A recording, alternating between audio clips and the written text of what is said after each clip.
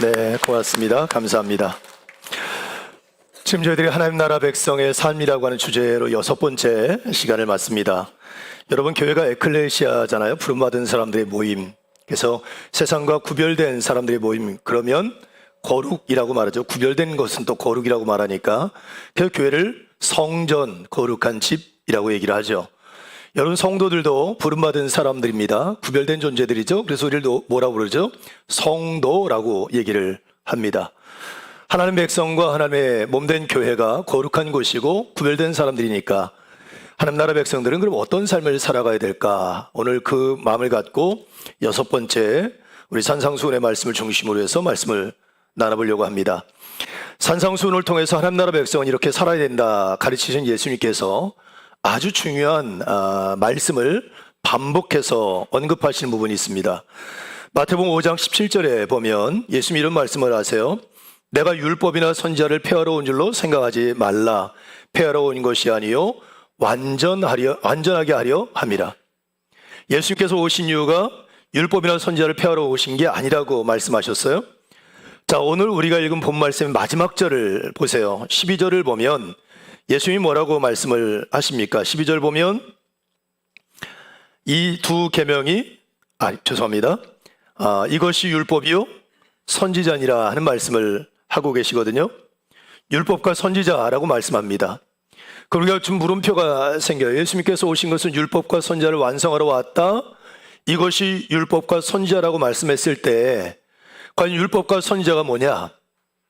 율법과 선지자를 말씀하시는 내용들은 뭐냐 하는 것에 대한 물음표가 생깁니다. 물론 이 말씀 안에 다 녹아져 있지만 예수님이 이것을 아주 심플하게 답을 하셨어요. 마태복음 22장 37절로 40절에 예수님이 이런 말씀을 하세요. 40절 보면 이 두 계명이 온 율법과 선지자의 강령이니라.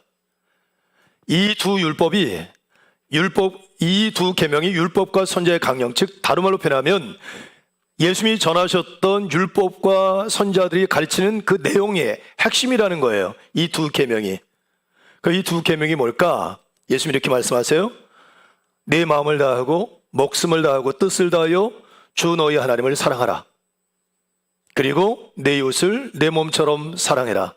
이 두 계명이 율법과 선지자의 강령이라는 거예요. 다른 말로 표현하면 예수님이 하나님의 나라의 백성들은 이 선지자 율법과 율법과 선지자의 말씀을 완성해야 되는데 그것이 뭐냐면 바로 하나님 사랑과 이웃 사랑, 이 두 가지 삶을 살아가는 것이다 라고 말씀하고 있다는 거예요. 여러분, 이 규칙이 정말 중요하죠. 우리가 일반적으로 신앙생활 또 믿음생활 얘기할 때 예수님이 이 율법과 선지자의 강령이라고 말하면 율법의 여러 가지 조항들을 꼭 지키는 것이 신앙생활이라고 생각할 수 있는데 예수님 뭐라고 말씀하시냐면 신앙생활의 핵심, 하나님 나라 백성들의 핵심은 하나님을 사랑하고 이웃을 사랑하고 그리고 하나님의 성품을 관계 속에서 드러내며 살아가는 삶이 하나님 나라 백성들의 삶이라고 얘기하고 있다는 겁니다. 여러분, 죄는 어떤 모습으로 나타납니까? 제가 여러 번 창세기 얘기하면서 죄에 대한 얘기를 했는데 죄는 관계를 단절시키죠. 선악과를 따먹고 하나님 중심에서 자기중심적인 존재, 이기적인 존재로 변질되면서 하나님과의 관계가 끊어져 버립니다. 친밀한 관계가 두려워 숨는 관계로 깨져 버리죠. 그리고 사람과 사람의 관계, 나와 너의 관계가 끊어집니다. 내 뼈 중에 뼈요, 살 중에 살이라고 얘기했던 하와를 향해서 저 여인이라고 하는 죄를 짓고 난 다음에 관계가 깨어지죠. 또 더 나아가서 하나님이 우리 인간을 창조하셨을 때 토부하도록 보기에 참 좋은 존재로 창조했음에도 불구하고 여러분 죄를 짓고 난 다음에 자기 자신을 수치스러운 존재로 인식하기 시작해요. 부끄러운 존재로. 그리고 나와 함께 더불어 살아가는 사람들도 수치스러운 존재로 바라보기 시작하죠. 자신과의 관계가 깨져 버리는 겁니다. 그럼 복음은 뭐냐? 이런 죄 가운데 살아가던 우리들이 깨어지고 나눠진 것을 예수님이 오셔서 십자가로 하나가 되게 하시고 화목하게 하시고 모든 것이 회복되게 만드셨어요. 그래서 하나님과 우리 인간의 관계가 화목하게 되고 사람과 사람의 관계가 화목하게 되고 나와 나 자신의 관계가 하나님의 형상을 따라 우리 자신이 회복되면서 자신의 관계가 회복되는 일을 예수님이 하셨습니다. 그리고 이렇게 회복된 우리들이 하나님의 자녀가 되고 백성이 됨으로 말미암아 회복된 우리들이 어떤 삶을 살아야 되나? 고린도전서 5장 17절에 바울이 이런 얘기를 해요. 그런즉 누구든지 그리스도 안에 있으면 새로운 피조물이라. 이전 것은 지나갔으니 이제 새 것이 되었도다. 죄로 인하여 살던 내가 십자가 못 박혀 죽고 예수 그리스도로 말미암아 새로운 존재가 됐다는 거예요. 이 새로운 존재는 누굴 얘기하죠? 하나님의 자녀가 된, 하나님의 백성이 된 사람을 얘기합니다. 바로 저와 여러분들이죠. 어떤 삶을 살아야 됩니까? 고린도전서 5장 18절 이렇게 얘기합니다. 그리스도로 말미암아 자기와 화목하게 하시고 우리에게 화목하게 하는 직분을 주셨으니. 하나님의 자녀와 하는 백성들이 어떤 삶을 살아가게 하셨다고요? 벌어진 것은 지나갔으니 새 것이 되었도다 선포한 우리들에게 화목하게 하는 삶을 살아가도록 우리에게 직분을 맡기셨다. 평화를 이루어가는 사람. 그래서 여러분 팔복에 우리가 묵상했지만 화평케 하는 자는 복이 있다. 저가 하나님의 아들이라 일컬음 받을 것이라는 얘기하잖아요. 뒤집으면 하나님의 자녀는 하나님 나라 백성들은 뭐 하는 사람이에요? 화평을 이루어가는 사람이라고 말하고 있다는 겁니다. 자, 그렇게 따지면 오늘 말씀과 연결해서 생각해 보세요. 예수님께서 얘기하셨어요. 하나님 나라 백성들은 어떤 삶을 살아야 되나? 두 계명을 지켜야 된다. 그 계명은 뭐냐면 하나님과의 관계, 사람과의 관계인데 하나님을 사랑하며 사는 것이고 이웃을 내 몸처럼 사랑하며 살아가는 것이 하나님 나라 백성다운 삶, 이 관계를 화목하게 만들고 깨어진 관계를 다시 화목하게 만들어가는 삶을 살아가는 것이 하나님 나라 백성의 삶이다라고 가르쳐주고 계시다는 거예요. 저는 여러분들이 하나님 나라 백성답게 하나님과의 관계가 화목해지고 또 여러분 더불어 살아가는 이웃들과의 관계를 평화롭게 화목하게 만들어가는 그런 하나님 나라 백성다운 삶을 회복하는 하나님의 은혜가 있기를 주님의 이름으로 축복합니다. 그렇다면 여러분 하나님 나라 백성들에게 있어서 나타나는 모습이 뭘까? 저는 요즘에 우리 사회를 가장 고통스럽게 만들고 불행하게 만들고 상처를 주는 일이 혐오주의 문화라고 생각을 해요. 혐오주의.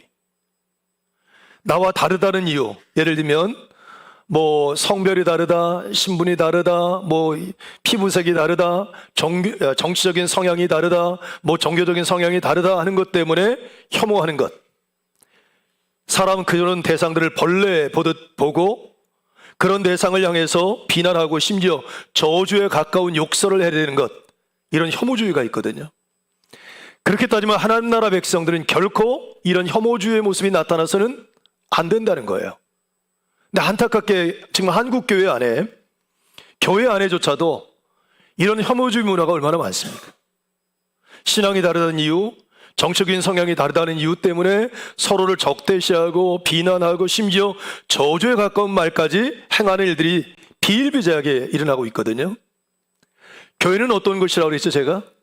교회는 하나님의 나라를 배우고 하나님 나라 백성다운 삶을 훈련하는 트레이닝 장소라고 그랬잖아요. 하나님 나라 백성들이 이렇게 살아가는 곳이야. 그럼 얘기한 것처럼 하나님을 사랑하고 이웃을 사랑하는 것을 계속 훈련하고 그 삶의 방식을 배워가는 공동체 안에서 도리어 혐오주의가 충만해져 있고 혐오하는 언어들과 문화들이 가득하다고 하면 그걸 어떻게 하나님의 나라라고 말할 수 있을까? 우리들이 살아가는 삶의 모습이나 우리가 속해 있는 공동체는 그런 면에서 하나님 나라 백성담을 회복하고 교회 공동체도 하나님 나라 모습이 온전히 회복되는 그런 은혜가 있기를 주님의 이름으로 축복합니다. 그런 의미에서 여러분 하나님 나라 백성들에게 있어서 나타나는 변화는 관계의 변화라고 생각해요. 관계의 변화. 오늘 여러분들이 한번 말씀 이제 예수님이 주신 말씀을 보면서 나는 관계를 어떻게 하고 있지? 내가 정말 하나님 나라 백성다운 관계를 맺고 있나를 한번 성찰해보고 여러분 새롭게 변화되는 은혜가 있기를 주님의 이름으로 축복합니다. 첫째는 자신과의 관계, 나 자신과의 관계. 하나님이 아까 얘기했죠. 하나님이 우리를 창조하셨을 때 하나님의 형상 따라 지었어요. 그리고 하나님이 우리를 보시고 보기에 심히 좋았다. 포부한 존재로 인정했단 말이에요. 근데 죄를 짓고 난 다음에 인간들이 인간을 어떻게 스스로를 보기 시작하냐면 수치스러운 존재, 부끄러운 존재로 인식하기 시작하고 자기 자신만 그렇게 보는 게 아니라 내 앞에 있는 사람들도 다 수치스러운 존재고 부끄러운 존재로 인식하게 됐다는 거예요. 이게 죄로 나타나는 현상이라고 말할 수 있습니다. 오늘 예수님께서 1절부터 6절까지 말씀, 비판하지 말아라. 비판하면 너희들이 그 비판으로 비판을 받고 너희들이 헤아리는 그 헤아림으로 너희들이 헤아림을 받을 것이다 라고 하는 말씀. 그리고 또 하나는 다른 사람의 눈에 있는 티를 보고 왜 네 눈에 있는 들보를 보지 못하느냐. 다른 사람의 눈에 티를 빼지 말고 내 눈에 있는 들보를 빼고 밝히 보아서 밝히 보고 살아라, 이렇게 하는 예수님의 말씀이 주어져 있어요. 여러분, 이 말씀이 어떤 의미를 담고 있을까 한번 우리가 묵상해 보았으면 좋겠어요. 이 말씀과 연결해서. 여러분, 예수님께서 그 말씀을 하시죠. 비판이라고 하는 말과 그 다음에 내 눈에 있는 들보를 보지 못하고 다른 사람의 눈에 있는 티를 언급하는 것에 대한 문제 제기를 했단 말이에요. 연결해서 묵상해 보셔야 됩니다. 여러분, 이런 경험들 없으신지요? 타인에게서 내가 인정하고 싶지 않은 내 모습을 발견할 때 그 대상에게 실제 모습 이상으로 강한 감정이 발생할 수 있다. 이게 누가 한 말이냐면 칼 융이 한 얘기예요. 분석 심리학에서 그림자 이론. 사람은 누구라도 이렇게 생각하는 거예요. 예를 들면 난 정직해, 난 의로워, 난 그렇게 사랑이 많고 따뜻해, 이해심도 많아, 난 그런 사람이야 하는데 아무도 모르는데, 여러분들은 모르는데 내 내면 안에 정직하지 않은 게 있는 거예요. 내 안에 이기적인 내 모습이 있는 거예요. 이 부끄러운 내 모습을 감추는 거예요.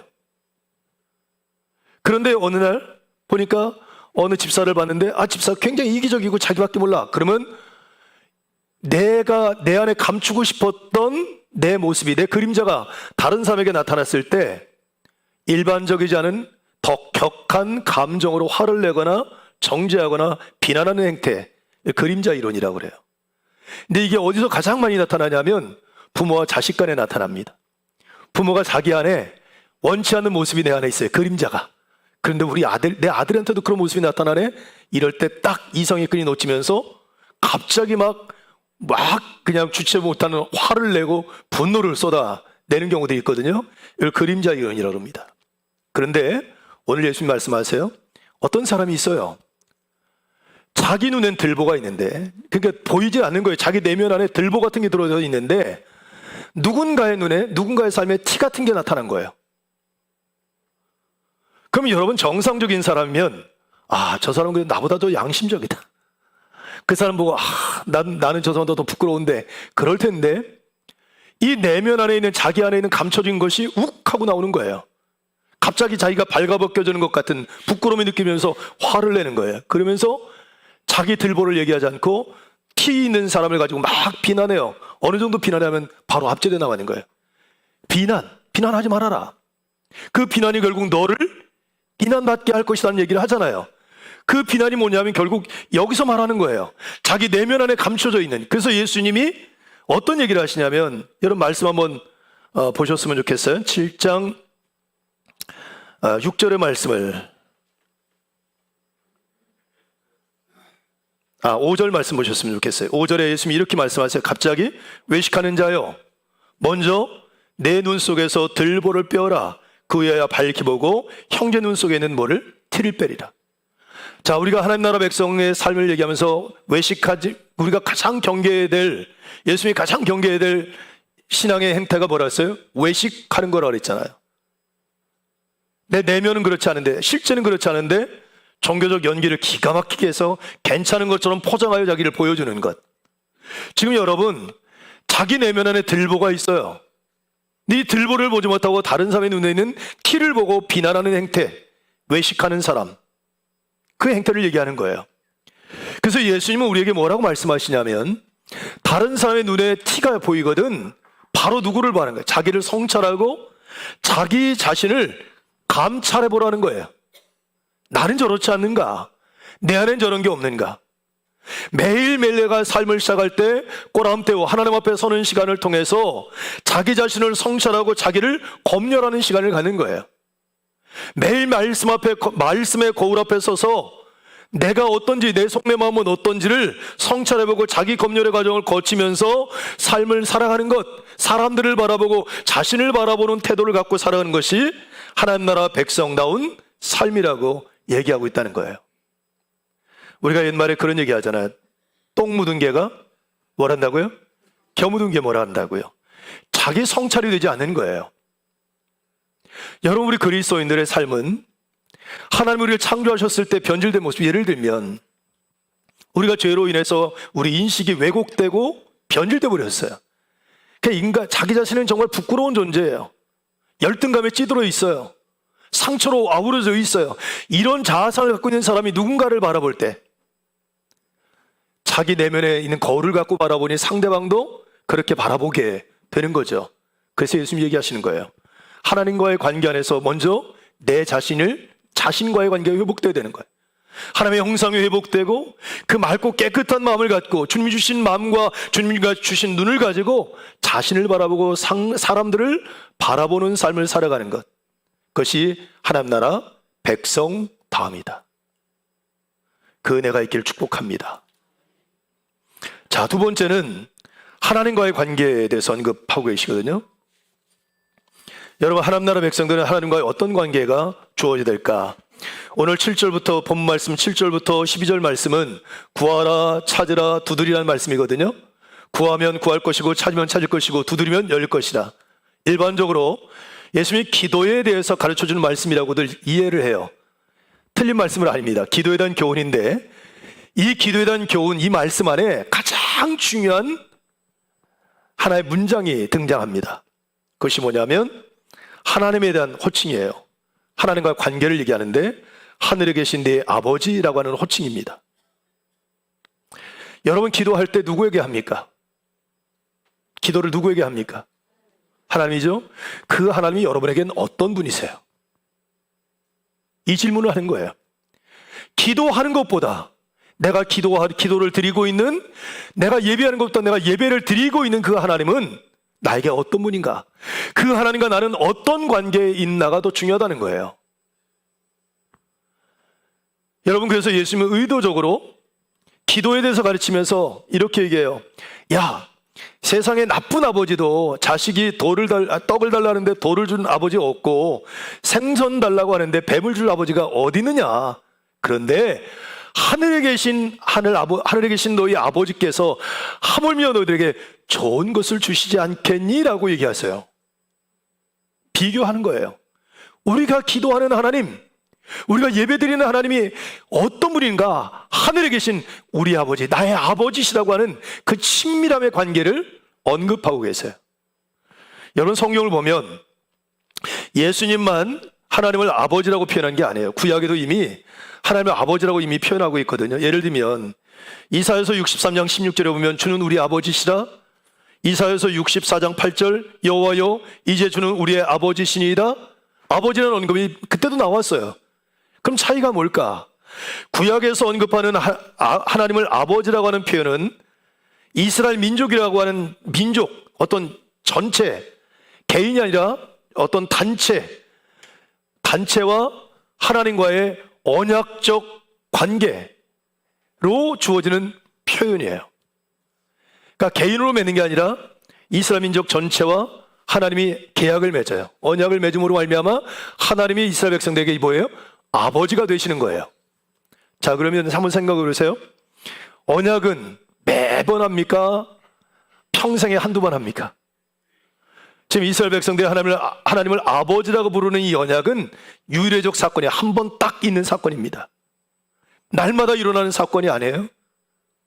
그리고 개개인이 하나님에게 아버지, 그러니까 이스라엘 민족 전체가 하나님께 아버지라고 하는 거예요. 반면에 지금 예수님께서 여기에 그 구하라, 찾으라, 두드리라고 하는 말씀을 통해서 하늘에 계신 너희 아버지라고 하는 이 표현은 어떤 의미를 담고 있냐면 지속적이라는 거예요. 여러분, 구하는 일, 찾는 일, 두드리는 일 1년에 한 번 합니까? 평생에 한 번 합니까? 날마다 그런 일이 있습니까? 날마다 있죠. 구할 일이 날마다 있어요. 찾아야 할 일이 날마다 있고요. 두드려야 할 일이 날마다 있어요. 그러면 여러분 그 날마다 누구를 찾아야 되는 거예요? 하나님을 찾으라는 거예요. 날마다 일상의 삶 속에서 그 하나님을 찾고 그 하나님은 뭐예요? 우리 세밭교회 전체가 만나는 게 내가 만나는 하나님, 나의 아버지라는 거예요. 나의 아버지. 그리고 그 하나님은 뭐예요? 좋은 것으로 내게 공급해 주시는, 신뢰하고 의지하고 나를 돌보시는 그런 좋으신 아버지라고 하는 의미가 담겨져 있다는 거예요. 차원이 달라요. 일상의 삶 속에서 날마다 그분을 찾고 의지하고 친밀한 관계 안에 내 삶을 그분에게 의탁하고 그분의 도움을 구하고 그분의 은혜 안에 거하는 삶을 살아가는 친밀한 관계, 이게 바로 뭐냐면 하나님 나라 백성들이 하나님과 맺어될 관계라고 말하는 겁니다. 여러분은 하나님과 어떤 관계세요?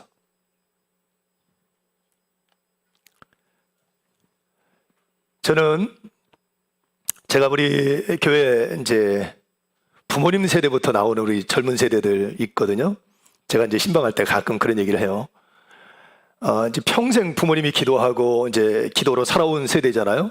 그 세대들이 이제 나이가 벌써 30대 후반, 40대, 50대 된 분들도 있죠. 제가 그런 얘기를 해요. 지금까지는 어머니의 기도로, 지금까지는 아버님의 기도로 살아왔다면 이제 집사님 나이는 어머니를 위해서 기도하고 아버지를 위해서 기도하고 내가 기도를 받는 사람이 아니라 기도를 해드리는 사람이 됐습니다. 이제 기도만 받지 말고 이제는 당신이 부모님을 위해서, 교회를 위해서, 자녀를 위해서 부모님처럼 기도하는 사람이 되십시오 하고 권면할 때가 있어요. 여러분 이 자리에 앉아 계신 분들 가운데 그런 분들 많으실 거예요. 아, 목사님 저 걱정 없어요. 우리 어머니가 얼마나 많이 기도하는데요. 언제까지 그럴 건데 이제 여러분들 기도해야지. 내 신앙도 마찬가지예요. 여러분 아브라함의 가정에 아브라함이 이삭을 낳고 이삭이 야곱을 낳는단 말이에요. 근데 야곱이 성장하는 과정 속에 아브라함도 살아있었거든요. 외삼촌 라반의 집으로 도망가기 전까지 아브라함과 함께 지냈어요. 그럼 아브라함이 믿음의 조상인데 그 야곱에게 얼마나 많은 신앙의 이야기를 하고 믿음으로 양육했겠습니까? 근데 그 야곱이 언제 자기 신앙을 갖습니까? 하나님과 언제 친밀한 관계 안에 거하게 되죠? 나이 40이 돼서 야복강 나루에서 거기서 하나님 인격적으로 만나요. 그럼 그 전까지는요, 그런 기독교 문화에, 그 신앙의 문화에, 믿음의 명문가에서 그렇게 자라는데도 불구하고 하나님과의 관계가 친밀하지가 않을 거예요. 여러분 야복강 나루에서도 야곱이 어떻게 합니까? 인간적인 방법을 쓰잖아요. 하나님께 다 맡기질 못하잖아요. 그러니까 가족을 세 패로 나눠가지고 먼저 가게 하고 만져가고 자기는 맨 나중에 남아있잖아요. 그러다가 거기서 하나님을 만나요. 그 다음에 어떻게 합니까? 하나님께 맡기고 자기가 제일 먼저 나가요. 그때 성령의 역사가 일어나지 않습니까? 화해가 일어나잖아요. 하나님이 원하신 관계는 어떤 관계인 줄 아십니까? 날마다 그분을 찾고 구하고 그분과 교제하고 그분께 내 모든 삶을 내어 맡길 수 있는 친밀한 관계, 이 관계를 원하세요. 여러분 모두가 그런 하나님과의 그런 친밀한 관계를 회복하는 은혜가 있기를 주님의 이름으로 축복합니다. 자, 세 번째, 하나님께서 우리가 원하신 관계는 나와 너와의 관계, 이웃들과의 관계입니다. 여러분, 저와 여러분이 하나님을 나의 아버지로 받아들였어요. 아버지로 고백해요. 여기 계신 분들 다 그렇게 고백하죠? 그 순간 하나님을 아버지라고 고백하는 여러분 모두가 저와 뭐가 돼버려요? 가족이 되고 형제와 자매가 되는 겁니다. 맞아요? 틀려요? 맞죠? 자, 한 가족이 된 우리가 어떻게 형제와 형제를 대하며 삶을 살아가야 될까? 그 말씀을 주고 계세요. 자, 12절 봅니다. 12절 말씀 같이 읽습니다. 시작. 그러므로 무엇이든지 남에게 대접을 받고자 하는 대로 너희도 남을 대접하라. 이것이 율법이요 선지자니라. 아멘.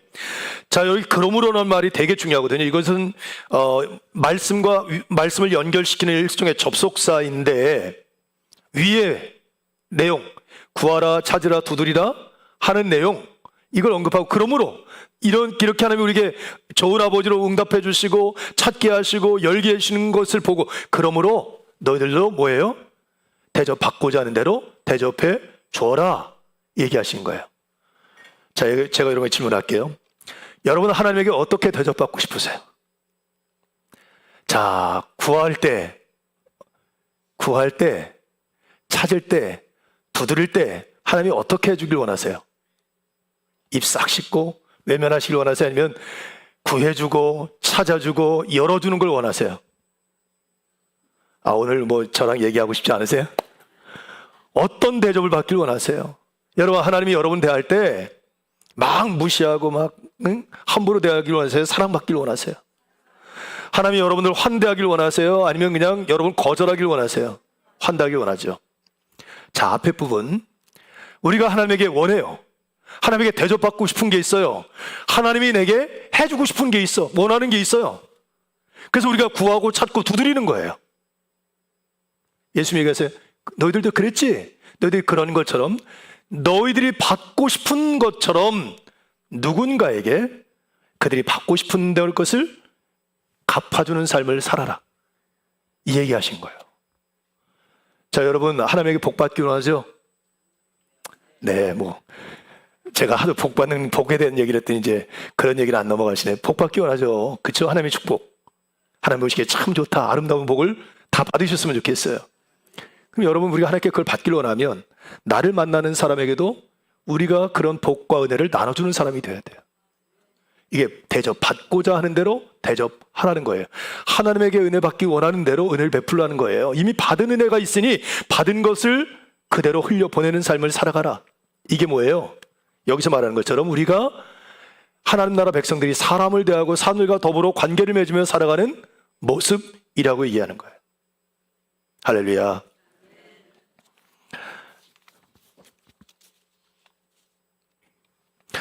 예수님께서 요한 1서 4장에 보면 이런 얘기하세요. 11절 사랑하는 자들아 하나님이 같이 우리를 사랑하셨은즉 우리도 서로 사랑하는 것이 마땅하다. 20절 누구든지 하나님을 사랑하노라 하고 그 형제를 미워하면 이는 거짓말하는 자니 보는 바 그 형제를 사랑하지 아니하는 자는 보지 못하는 바 하나님을 사랑할 수 없느니라. 자, 우리가 사랑하면 사는 것이 마땅해요. 근데 우리가 사랑으로 살아가는 삶을 뭐로 증명할 수 있다는 거예요? 내 눈앞에 있는 형제를 사랑하느냐 사랑하지 않느냐는 거예요. 자, 우리가 하나님을 향하여 하나님 사랑합니다. 하나님과 관계예요. 하나님 내가 사랑하는 거 아시죠? 아까 얘기했죠? 뜻과 마음과 정성과 뜻을 다해서 생명을 다해 주 너희 하나님을 사랑해요. 하나님 사랑해요. 그리고 주님도 너를 그렇게 사랑해 주세요 라고 해요. 이 사랑을 어떻게 증명할 수 있어요? 우리가 만나는 사람에게 내가 하나님에게 기대하는 그 사랑을 가지고 사랑하며 살아가는 것, 주님이 내게 베풀어 주신 그 사랑을 가지고 사랑하며 살아가는 것, 이것을 통하여 우리의 사랑을 증명해낼 수 있다. 그렇게 살아가는 게, 사랑하며 살아가는 게 마땅하다 말씀을 주는 거예요. 여러분들이 그렇게 살아갈 수 있기를 주님의 이름으로 축복합니다. 코이노니아, 이 우리 그리스도 안에서 교제를 얘기하는데 레크레이션 이런 정도가 아니죠. 자, 이 코이노니아는 그 중심에 누가 계시냐면 예수 그리스도가 계신 거예요. 예를 들면 취미 중심의 모임도 있고 그 다음에 인맥을 만들기 위한 중심의 모임도 있고 투자를 위해서 목적으로 돈 벌기 위한 목적의 모임도 있거든요. 근데 여러분, 교회는 뭘 중심으로 모인 거예요? 예수 그리스도를 중심으로 모인 것이고 하나님 나라를 이루어가기 위해 모인 공동체란 말이에요. 그럼 여러분, 여기 교회 공동체는 뭐가 중심이 되냐면 우리가 행하는 모든 것들이 주님이 우리에게 행하신 것을 그대로 행하는 거예요. 거기 뭐예요? 주님이 우리를 사랑하신 것 가지고 사랑하며 살아가는 것이 교회 공동체 안에 가득해야 된다. 전 여러분들이 그렇게 살아가는 은혜가 있기를, 우리 세박 공동체 안에 그 모습이 가득할 수 있기를 주님의 이름으로 축복합니다. 비근한 얘기도 하고요. 아픈 과거입니다. 아마 우리 교도 가운데 기억하는 분도 계실 건데, 예를 들면 이제 우리가 어디 야외를 나가는 거예요. 이게 교회 차가 쫙 와 있어요. 이제 거기 막 자리를 앉습니다. 앉는데 이제 어떤 분이 내가 앉아 있는데 옆자리에 와서 앉는 거예요. 여기 어느 권사가 앉을 거예요. 딴 데로 가세요. 이분이 다른 데로 갔어요. 그랬더니 거기 갔더니 거기도 여기 누구도 집사가 앉을 자리예요. 저쪽으로 가세요. 이분이 한번 3번 거절을 당했어요. 한 3-4번. 갑자기 이 마음이 상했어. 그래서 가기로 한 걸 안 갔어요. 그리고 그 다음 주부터 교회 나왔을까요? 안 나왔을까요? 안 나오셨어요. 그분 따님이 우리 교단 목사님이에요. 지금 양평에서 목회를 하고 있는데 그 딸 아이가 제가 있을 때 왔고요. 그리고 이제 신학을 했고 그랬어요. 그분도 이제 그러니까 우리 교회 등록한 지 그렇게 오래되지는 아니죠. 여러분, 우리가 생각을 해봐야 돼요. 여러분이 만약에 그런 대접을 받는다고 생각해 보세요. 자, 내가 대접받고 싶은 대로 대접하라고 그랬잖아요. 누군가 여기 앉으려고 할 때, 여기 김 집사가 앉기로 했는데, 그 집사가 딴 데 앉아도 앉으세요. 괜찮습니다. 그랬을 때 이분이 마음이 얼마나 따뜻했을까? 여러분, 어떻게 여러분이라면 그런 대접받으면 어떤 마음이 들겠어요? 근데 여러분, 우리가 하나님의 일을 할 때, 몸된 공동체 안에서 이룰 때, 내가 이렇게 말할 때 상대방이 어떨까? 내가 이렇게 표현할 때 상대방은 어떨까를 생각해 보셔야 되는데, 그걸 못해요. 정말 내가 그렇게 그런 대접을 받고 그런 이야기를 들으면 너무 행복할 텐데, 너무 기분이 좋을 텐데, 신바람 날 텐데, 여러분, 그렇게 말하고 그렇게 대접하고 그렇게 살아가는 게 하나님 나라 백성들이 사람을 대하는 방식이라고 얘기하는 거예요. 여러분, 하나님 나라 백성이 이렇게 살아야 됩니다 할 때 너무 거창한 걸 생각하지 마세요. 그러지 말라 그랬잖아요. 예배 잘 드리고 기도 잘하고 찬양 잘하고 그런 게 아니라니까요. 일상의 삶의 자리에서 세상 사람들과 다른 구별된 모습들이 나오는데 그게 감동이 돼야 되는 거예요. 향기가 나고 아주 소소한 것이지만 누군가 들어와서 예를 들면 자리가 없으면 쓱 잘백해서 앉게 하고, 자, 제가 여러분 앉는 자리 여러분 다 전세 냈어요, 안 냈어요?